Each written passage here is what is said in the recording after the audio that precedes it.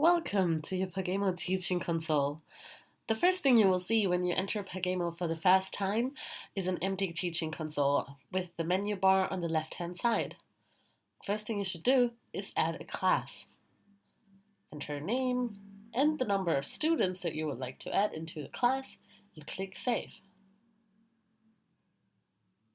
On the right-hand side, you will now see your unique class code that you need to give to your students in order for them to join your class, as well as the amount of students that have already joined your class, currently just 0.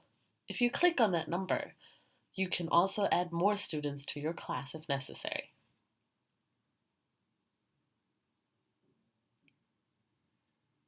If you add a new group, all you need to do is enter the group name and click Save.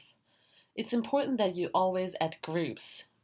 Even though you may put all of the students into the same group, you want to be sure to have the groups in order to later on assign the correct assignments to everybody.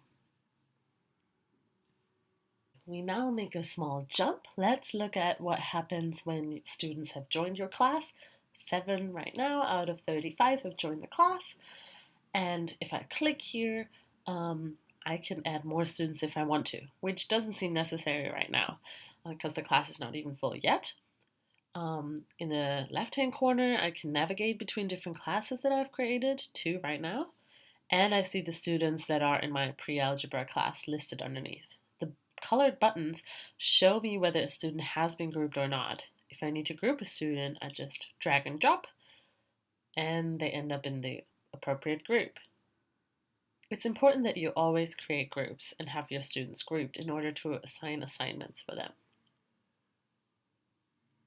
You can check the details by clicking on the button of a group, delete students from a group, or change the group name and just save that. You can always add a new group by just clicking the button, entering the group name, and saving that as well. You will always create an empty group, and then you can drag the students again by a drag and drop into that group.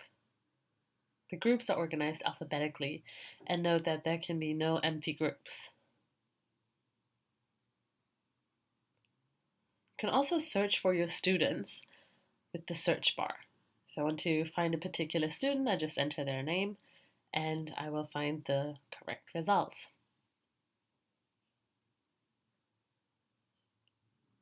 Something very useful in order to assign individualized curricula is the filters for performance and participation.